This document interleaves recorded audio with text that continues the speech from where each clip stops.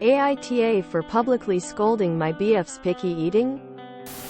Originally posted by you, Pokemon Candy in r. Am I the Asshole on March 4th, 23. Updated as an edit. Undated. Original post. AITA for publicly scolding my BF's picky eating? Context. My F27 boyfriend, Chris, M29, is the absolute pickiest eater I have ever met. No, he doesn't have food allergies. No, he has no intolerances. He's just picky. I don't blame him for that. His mom didn't know how to cook a whole lot, so Chris' palate adjusted to it. Since we've been together, though, we have worked on cooking dinners with one another to try and find things with ingredients he'll enjoy that may be outside his comfort zone. Anyway, last night, my parents said that they would love to go to dinner with Chris and I. My parents live in another part of the state, and I don't see them often. So I ran it by Chris and we made plans. The restaurant was a new seafood place that opened close to where we live. Since I knew how picky Chris can be, I asked him to look over the menu before we went so that we could make sure there would be something there that he'd eat. He told me he looked it over and would have the salmon. Fast forward to this evening, when we all sat down to eat and he made a disgusted face looking at the menu. I asked what was wrong and he told me there's nothing he'd eat. My parents looked a bit hurt, so I pulled Chris aside and said that I couldn't believe he'd do this. That if he wouldn't like the food he had all of yesterday and most of today to pick a different restaurant. I then commented that I was just annoyed by his picky eating because now it's hurting my parents, and left the restaurant with him. After apologizing to my parents, he told me that he was in shock that I didn't defend him and that I should have known he would be unhappy, and was being a total off for publicly humiliating what he can't control. AITA? Quick edit about the salmon. I had asked him about that, and I guess the problem is he read the menu again and saw how it was prepared. Like he didn't care for the seasoning that was going to be on the salmon. NTA because you did everything to accommodate him but he changed his mind. But why did you leave the restaurant? I'd have finished the meal and made him wait. Surely there were some side dishes or appetizers he could have snacked on. Honestly, I didn't even think about that at the time. I was really embarrassed by his behavior and thought it would be best for us to leave. NTA for what you're asking. Pretty ahish to leave your parents behind and leave with him. Though, why would you punish your parents for his behavior? Oh, that is a really good point. I did apologize to them at the restaurant, but I think I'll call them again and maybe reschedule another dinner without Chris. Judgment. Not the asshole. Edit. Oh geez. This started blowing up far more than I expected. I'm sorry I'm not able to respond to all of your comments, but I have read them and really appreciate all your support and kind words. I'm going to spend some quality time with my parents to see a movie the three of us enjoy, and Chris will not be attending. Update. A lot of these comments have really opened my eyes, and I'm not sure that this is someone I would be okay to spend my life with. Unfortunately, at this moment in time, Chris and I are living together and split bills 50-50 with both our names on the lease. Most likely, when the lease is up, I'll be living by myself though and reevaluating my relationship. My parents and I also had a wonderful time with the movie last night. Did some catching up, and guess what? We're going out for seafood tonight because we all want to. Reminder. Do not comment on the original posts or contact the original poster. I am not the original poster. This is a repost. Flaring this ongoing as OOP did not say they have officially broken up. I have a feeling that the salmon is not the issue here. They already live together? Now I'm curious how long this relationship has been going because something like this would have come up if they went out to eat anywhere. Surely? Having a picky eater in the family is definitely a challenge. You can't go to about 75% of restaurants. At least not without making sure the picky eater eats beforehand. I was the picky eater in my family when I was a child. My parents never overindulged my fussiness.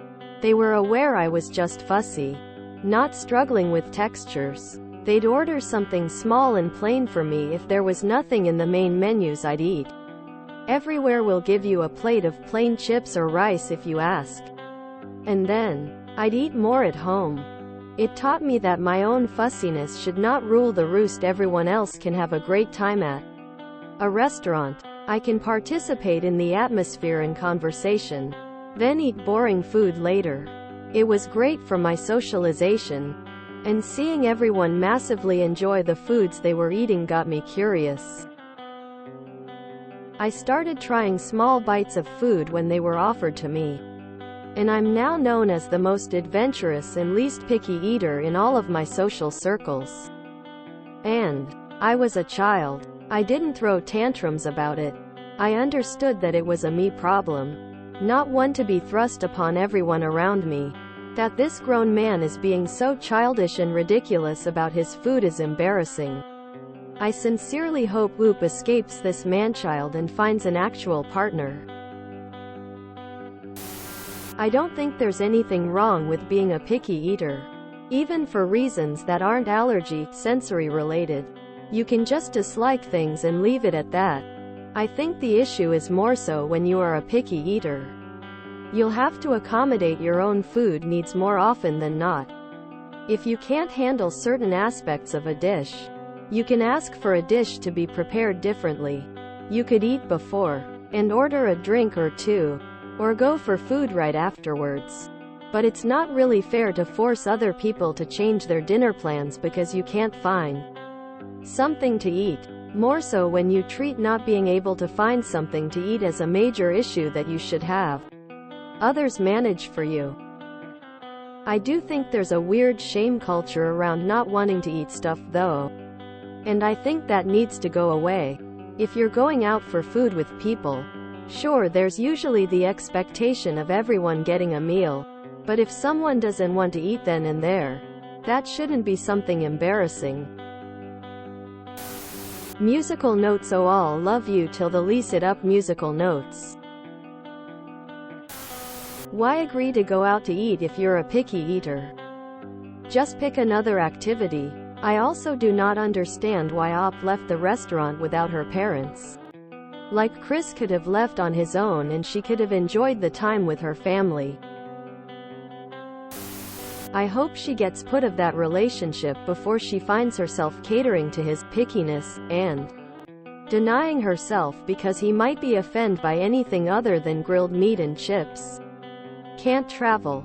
He might not like the food. Can't go to other people's house for a meal. What if they serve wholemeal bread? Can't convince any kids to eat vegetables because daddy doesn't like broccoli or tomatoes. I am the pickiest eater on earth, but I don't get this whole entitlement when it comes to it. Why would you constantly force others to accommodate you when you're the odd one out? It's just so odd. It sounds more like a control thing rather than just not liking seafood. I'm not saying it was their intent, but if I wanted to create a big fight between a couple with a picky eater, I'd invite them to a seafood restaurant. NTA. But should have let him have a beverage and be hungry while everyone else ate. Disordered behavior doesn't get better by catering to it. Sounds like he might have ARFID. I have that, too. And eat the same dinner every day since over 15 years. Can barely get anything else down. Heck, I can't eat fish at all. However, that doesn't excuse his actions at the restaurant. I often have nothing I can eat from the menu in restaurants either. But then I either ask to have something altered, like no sauce, or just order a dessert or, heck, even just a drink. At least in my country, restaurants make the most money with drinks anyway. No free refills here. So ordering 23 drinks over the course of the evening and not eating has never been any issue whatsoever. So yeah, Chris is an asshole. Even if he is not at fault for likely having an eating disorder. He didn't pick it, but how he deals with it is his responsibility. I have sensory issue, allergies and stomach problems, so I can eat not much. I also nearly gag at some smells. I still never behave like the BF with making disgusted faces and ruining the evening for everyone.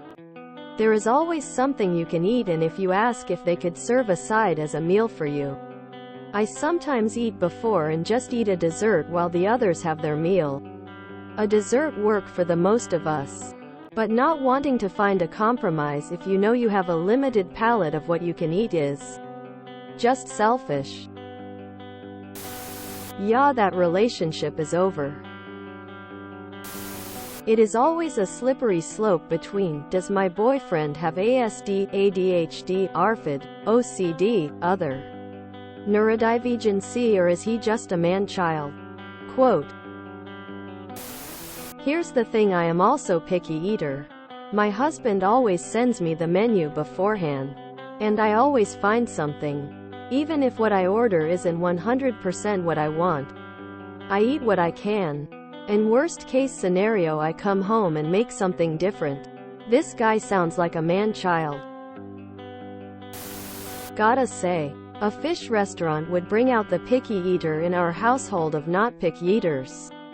It seems to me to be a bizarre choice of restaurant, but it's hardly like you surprised him with the choice, or even the menu, and it's somewhat embarrassing that a grown man is incapable of actually reading how the food is going to be prepared, or speaking up if he has a problem. So in terms of being pissed with his behavior, NTA. Just walking out and leaving though? Not such a great look. I'm the worst kind of hypocrite when it comes to this subject. I have struggled with disordered eating my entire life, being a very picky eater as a child. In my 20s I realized I was embarrassed at myself and my food habits and made serious efforts to widen my own tastes. Now I still have food I don't like, but I'll try anything once. If you tell me you're a picky eater, I'm going to instantly dismiss you as a boring person. It would literally be a deal breaker for me in a relationship. It's okay to be picky, pretty uncool to be a snob about it though. I've dated one picky eater, and would never do it again. I can only eat chicken strips so many times before I lose it. If you enjoyed this video, please check out our playlists full of similar content. Epic Haircast is like doom scrolling for your ears. Please like, share, and subscribe.